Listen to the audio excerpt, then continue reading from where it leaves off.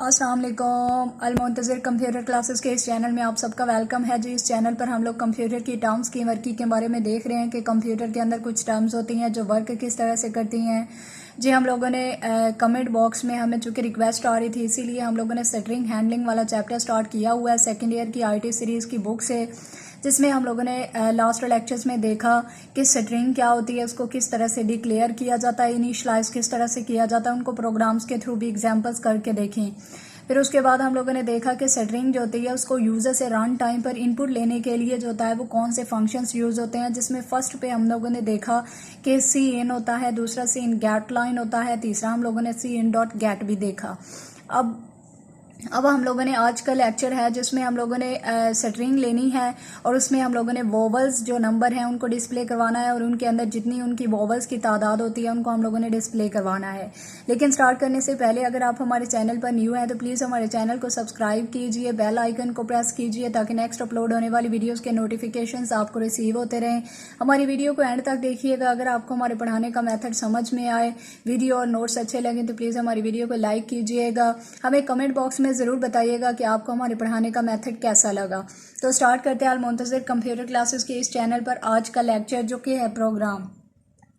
Right a program that inputs a string from the user. ठीक है, हम लोगों ने कोई भी एक स्ट्रिंग लेनी है, इनपुट लेनी है from the user and counts the number values in a string. ठीक है, कोई भी हम लोगों ने नंबर वैल्यूज ले, वोवल्स जो होते हैं, नंबर ऑफ वोवल्स। ठीक है, हम लोगों ने नंबर ऑफ वोवल्स जो होते हैं उनको लेना है और स्ट्रिंग के तौर पर, और फिर उनको हम लोगों ने देखना है कि कोई भी एक स्ट्रिंग हम लोगों ने यूज़र से रन टाइम पर लेनी है और फिर उसके अंदर हम लोगों ने देखना है कि कितने वोवल्स हैं। ठीक है, उन वोवल्स की हम लोगों ने जो तादाद है वो हम लोगों ने देखनी है। Hash include iostream dot H, hash include conio dot H. ठीक है, ये जो हैश होता है ये हमारा स्टार्टिंग पॉइंट होता है। इंक्लूड हमारे पास प्री प्रोसेसर डायरेक्टिव होते हैं। बेसिक स्ट्रक्चर ऑफ C++ के बारे में मैंने लेक्चर अपलोड किया था जिसमें मैंने बताया था कि जो हैश होते हैं वो क्या होता है और इंक्लूड क्या होता है। इंक्लूड हमारे पास प्री प्रोसेसर डायरेक्टिव होता है, that is the instruction that gives the compiler before the actual execution of the statements. ठीक है, ये स्टार्टिंग ब्रैकेट होती है, ये होता है हमारे पास iostream dot H. iostream header file होती है और डॉट एच हमारे पास एक्सटेंशन ऑफ हेडर फाइल होती है जिसको एंगल ब्रैकेट के अंदर लिखा जाता है। Hash include conio dot H, conio हमारे पास एक हेडर फाइल होती है और डॉट एच हमारे पास एक्सटेंशन ऑफ हेडर फाइल होती है। वॉइड हमारे पास एक रिटर्न टाइप होती है जिसका मतलब होता है नल। उसके बाद मेन हमारे पास होता है जी function that is very important for the execution of all the statements that you use in the body of the program. ठीक है, ये मोस्ट इंपॉर्टेंट चीज़ होती है, इसके बगैर जो हमारी बॉडी ऑफ प्रोग्राम होता है वो एग्जीक्यूट नहीं होती और इसके अंदर जितनी भी स्टेटमेंट्स होती हैं वो एग्जीक्यूट नहीं हो पाती हैं। कर्ली ब्रैकेट स्टार्ट के साथ हम लोग प्रोग्राम की बॉडी को स्टार्ट करते हैं। क्लियर स्क्रीन एक ऐसा फंक्शन होता है जो आपकी स्क्रीन को क्लियर आउट करने के लिए इस्तेमाल होता है। करैक्टर, अगर आप लोगों ने मेरा आप लोगों ने मेरा देखा हो ना लेक्चर लास्ट वाला जो स्ट्रिंग हैंडलिंग में, जिसमें मैंने स्ट्रिंग को डिक्लेयर करवाया था और इनिशलाइज करवाया था, उसकी डिक्लेरेशन के दौरान में मैंने बताया था कि जो स्ट्रिंग होती है उसके लिए हमेशा जो डाटा टाइप होती है ना वो करैक्टर ली जाती है और करैक्टर की जो शॉर्ट फॉर्म होती है ना जो बेसिकली डाटा टाइप के लिए यूज होती है वो चार होती है, यानी CHAR। जहाँ पर मैंने चूंकि एक स्ट्रिंग लेनी है इसीलिए मैंने उसकी डाटा टाइप जो है वो चार ले ली है। STR के नाम से मैंने एक वेरिएबल ले लिया जिसमें मैंने अपनी स्ट्रिंग को स्टोर करवाना है और उस स्ट्रिंग की लेंथ जो है वो मैंने 20 दे दी है कि 20 जो करैक्टर्स हैं इतने तक मैं अपनी स्ट्रिंग को ले सकती हूँ यूज़र से रन टाइम पर। सेमीकोलन के साथ इस डिक्लेरेशन को मैंने एंड किया। उसके बाद इंट I और V दो वेरिएबल मैंने ले लिए हैं। ये दोनों वेरिएबल्स जो हैं एक वोवल के लिए है V, चूंकि वोवल हमेशा V से स्टार्ट होते हैं इसीलिए मैंने इनको V से स्टार्ट कर लिया है। I मेरा एक वेरिएबल है जिसको मैंने आइट्रेशंस जाहिर करने के लिए लिया है। I और V इन दोनों को मैंने इनिशलाइज करवा दिया 0 से। अच्छा याद रखिएगा, जब एक से ज़्यादा वेरिएबल हूँ और उनको आपने एक ही वैल्यू से इनिशलाइज करवाना हो तो उसका तरीका ये होता है कि फर्स्ट वाला वेरिएबल असाइनमेंट ऑपरेटर, सेकंड वाला वेरिएबल असाइनमेंट ऑपरेटर और जो वैल्यू आप लोगों ने यहाँ पर इनिशलाइजेशन के लिए देनी होती है वो यहाँ पर मैंने 0 से स्टार्ट किया और सेमीकोलन के साथ एंड कर दिया इस इनिशलाइजेशन को। सी आउट एंटर अ स्ट्रिंग। ठीक है, मैंने यूज़र से रन टाइम पर एक स्ट्रिंग लेनी है जो आप लोग अपनी मर्जी से ले सकते हो।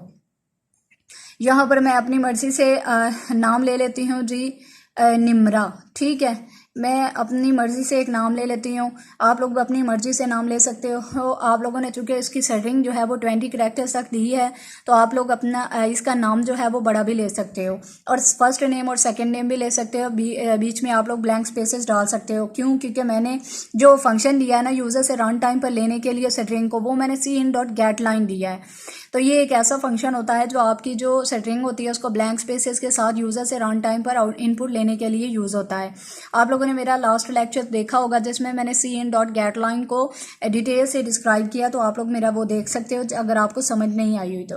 str जो मैंने वेरिएबल लिया इसके अंदर ये वाला नाम जो मैंने यूज़र से रन टाइम पर लिया वो स्टोर हो जाएगा। str के अंदर निम्रा अब स्टोर हो गया है। अब इसकी लेंथ जो है वो 20 मैंने दी है, लेकिन आप लोग इससे कम भी दे सकते हो और इससे ज़्यादा भी दे सकते हो। उसके बाद नीचे आएगा वाइल, मैंने लूप लगाया हुआ है ताकि ये उस टाइम तक चले जब तक कि इसके वोवल्स की तादाद जो होती है वो काउंट नहीं हो जाती है। वाइल str जो मैंने वेरिएबल लिया हुआ है और उसके बाद आइट्रेशन के लिए मैंने आई लिया इज़ नॉट इक्वल टू, और ये वाला एस्केप करैक्टर जो कि नल को जाहिर करता है, यानी आप लोगों की एक जो एरे होती है ना, इसके अंदर जब आप लोगों ने एक स्ट्रिंग को स्टोर करवाया होता है तो इसके एंड पर जो होता है वो एंड को जाहिर करने के लिए एक एस्केप करैक्टर लगा दिया जाता है जिसको आप लोग नल कहते हो। यहाँ पर चूंकि मैंने स्ट्रिंग ली है निम्रा की, तो आप लोग यहाँ पर एक एक इंडेक्स में करवा लो। अब नाम की स्पेलिंग ख़त्म हो गया तो यहाँ पर आप लोग नल करैक्टर दे सकते हो बैकस्लैश के साथ। ये एक एस्केप करैक्टर होता है जो आपकी एरे के अंदर आपके करैक्टर्स की फिनिशिंग को जाहिर करता है, यानी एंड हो गया है।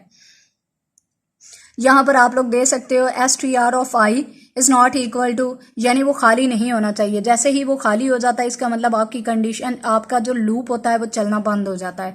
तो फर्स्ट इंडेक्स के अंदर वो कह रहा है क्या खाली है? नहीं खाली, क्योंकि उसमें n पड़ा हुआ है। इसका मतलब क्या हुआ कि आपकी जो कंडीशन है वो ट्रू हो जाती है। नीचे आएगा आप लोगों का कर्सर जो है, आप लोगों का कंट्रोलर जो है वो लूप की बॉडी के अंदर एंटर हो जाएगा। यहाँ पर आप लोग देख सकते हो कि स्विच है, स्विच के अंदर लिखा हुआ है। स्विच एक ऐसी स्टेटमेंट होती है जो आपकी ब्लॉक ऑफ स्टेटमेंट्स के साथ यूज़ होती है, जिसमें आप लोगों की ब्लॉक ऑफ कंडीशंस होती हैं, बहुत सारी कंडीशंस होती हैं और उनमें आप लोग जो भी आपकी कंडीशन ट्रू होती है उसको चूज़ कर सकते हैं। स्विच है str ऑफ i, यानी मैंने जो स्ट्रिंग ली हुई है str के अंदर जो मेरी स्ट्रिंग है उनमें फर्स्ट वाला लेटर, क्योंकि i की वैल्यू क्या है 0, 0 इंडेक्स होता है ये 1 इंडेक्स 2 3 4 इंडेक्स। ठीक है, आप लोगों के जो करैक्टर्स हैं चूँकि वो 5 हैं और ये 0 से स्टार्ट हो रही है 4 तक जा रही है, तो ये 5 करैक्टर्स बनते हैं। अब यहाँ पर आएगा str, यानी 0 के अंदर वो देखेगा 0 इंडेक्स के अंदर वो खाली नहीं है, कंडीशन ट्रू होगी, अंदर आ जाएगा। यहाँ पर जो होगा str ऑफ i, यानी 0 के अंदर 0 इंडेक्स के अंदर n पड़ा हुआ है वो नीचे आएगा। इनमें से देखेगा क्या n जो है वो हमारे पास कोई भी एक वोवल है वर्ड या नहीं। हमारी कंडीशन जो होती है वो फॉल्स हो जाएगी। नीचे आएगा v प्लस प्लस, यानी जो v है उसकी जो वोवल है उसके अंदर वो हमारे जो इंडेक्स होगा ना उसके आगे v के अंदर इंक्रीमेंट लगेगा तो वो हो जाएगी 0 प्लस 1। चूँकि v की वैल्यू भी आप लोगों ने यहाँ पर 0 ली हुई थी, यहाँ पर इंक्रीमेंट लगेगा ये 1 हो जाएगी। दोबारा से यहाँ पर आएगा वो इसको चेक करेगा। ठीक है, अब चूंकि हमारी जो v की वैल्यू है, v और i दोनों की वैल्यू एक जैसी है, इसका मतलब क्या हुआ कि v में जो कुछ है वही i में है। तो यहाँ पर हमारे पास आएगा जी 1 इंडेक्स में देखेगा 1 में हमारे पास है i। ठीक है, नीचे आ जाएगा और यहाँ पर वो देखेगा कि str ऑफ i, यानी 1 इंडेक्स के अंदर क्या पड़ा हुआ है वो i पड़ा हुआ है। नीचे आएगा वो देखेगा इन सारे केसेस में हमारे पास जी i है वोवल में। ठीक है, अब वो उसके अपने पास वो स्टोर कर लेगा कि जी इसकी 1 वोवल हो गया, वोवल की तादाद 1 हो गई। क्यों? क्योंकि i इन केसेस में से एक के साथ मैच कर जाता है।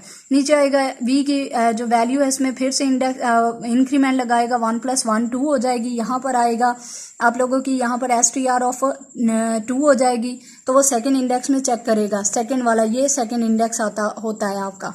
ठीक है, होता थर्ड है लेकिन उसको 2 से जाहिर किया जाता है। इसके अंदर वो देखेगा अब 2 जो है वो एस्केप करैक्टर जो होता है वो नल नहीं है, उसके अंदर एक करैक्टर पड़ा हुआ है, इसकी वजह से हमारी कंडीशन हुई ट्रू। नीचे आ जाएगा अब स्विच str ऑफ i की वैल्यू क्या है 2।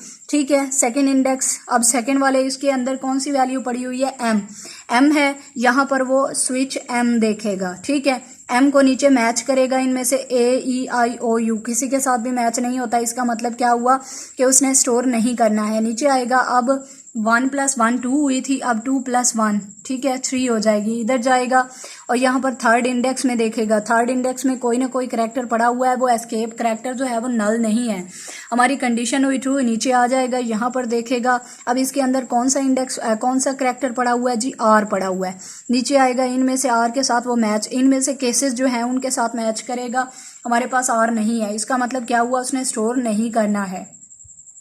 इसके बाद v की वैल्यू की तरफ आ जाएगा, 2 + 1 हुई थी 3, अब 3 + 1 क्या हो गई 4, इधर आएगा, यहाँ पर वो देखेगा कि 4 इंडेक्स क्या खाली है, नहीं वो खाली नहीं है, उसके अंदर करैक्टर पड़ा हुआ है जो कि a है, वो नीचे आ जाएगा, यहाँ पर वो देखेगा a, नीचे आएगा, इन केसेस में से a को मैच करेगा जो कि इस यहाँ पर पड़ा हुआ है, 4 इंडेक्स के अंदर a पड़ा हुआ है, वो इनमें से मैच करेगा जी, फर्स्ट केस के साथ मैच हो जाता है, इसका मतलब 1 पहले था वोवल, अब उसने 1 की जगह पर 2 कर दिया क्योंकि दो जो करैक्टर हैं वो वोवल हो गए, ठीक है।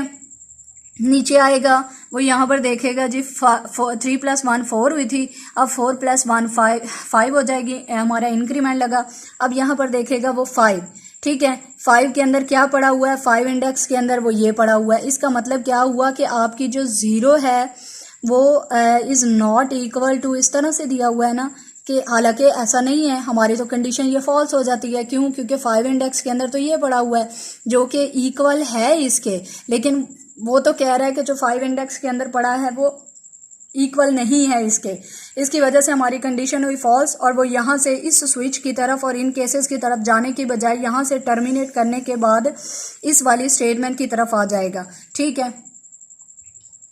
अच्छा, उसके बाद हमारी जो आई की वैल्यू में इंक्रीमेंट लगने के बाद और वी की वैल्यू में इंक्रीमेंट लगने के बाद हम लोग देखते गए कि वोवल्स की तादाद क्या है। अब चूंकि हमारे जो 0 इंडेक्स है 5 इंडेक्स हो गया था ना, अब 5 इंडेक्स के अंदर हमारा ये वाला नल एस्केप करैक्टर पड़ा हुआ था जो कि वो कह रहा है कि इज़ नॉट इक्वल टू इसके, हालांकि ये तो इसके इक्वल है, जिसकी वजह से हमारी कंडीशन जो है वो फॉल्स हो जाती है वाइल लूप वाली, और उसके बाद हमारा जो लूप है वो टर्मिनेट कर जाता है, जिसकी वजह से वो स्विच वाले केसेस की तरफ नहीं जाता है और डायरेक्टली जो हमारा लूप होता है वो इस स्टेटमेंट की तरफ मूव कर जाता है हमारा कंट्रोलर। अब यहाँ पर क्या लिखा हुआ है, सी आउट द स्ट्रिंग हैज़, ठीक है, हैज़। अब डबल कोट्स के अंदर लिखा हुआ था, जो कुछ भी आप लोगों का डबल कोट्स के अंदर लिखा हुआ होता है वो एज इट इज शो होता है। उसके बाद वी में जो कुछ भी पढ़ा है आप लोगों को पता है, वी के अंदर हमारे वोवल्स की तादाद कितनी हो गई थी, 2। पहले वाला जो आई था निम्रा के अंदर और दूसरा हमारा ए था, इसका मतलब क्या हुआ कि 2 हमारे पास वोवल हैं जो कि 2 है तादाद। उसके बाद यहाँ पर लिखा हुआ है डबल कोट्स के अंदर वोवल्स, तो ये एज इट इज़ वोवल्स लिखा जाएगा, प्रिंट हो जाएगा। उसकी वजह क्या है कि ये डबल कोट्स के अंदर लिखा हुआ है। उसके बाद नेक्स्ट स्टेटमेंट है हमारे पास, गेट एक ऐसा फंक्शन होता है जो आपके आउटपुट को स्क्रीन पर जितनी देर आप चाहते हो उतनी देर के लिए रखने के लिए इस्तेमाल होता है। कर्ली ब्रैकेट एंड के साथ आप लोगों का ये प्रोग्राम एंड होता है। आई होप कि वोवल जो वर्ड्स हैं उनकी एक स्ट्रिंग लेकर उनमें से जो वोवल वर्ड्स होते हैं उनकी काउंटिंग करने वाला ये वाला प्रोग्राम आपको समझ में आया होगा। अगर आपको हमारे समझाने का मेथड अच्छा लगा हो तो प्लीज़ हमारी वीडियो को लाइक कीजिए, शेयर कीजिए। नेक्स्ट इंशाल्लाह एक स्ट्रिंग के और प्रोग्राम के साथ हाजिर होंगे। तब तक के लिए अपना बहुत सारा ख्याल रखिए। अल्लाह हाफिज़।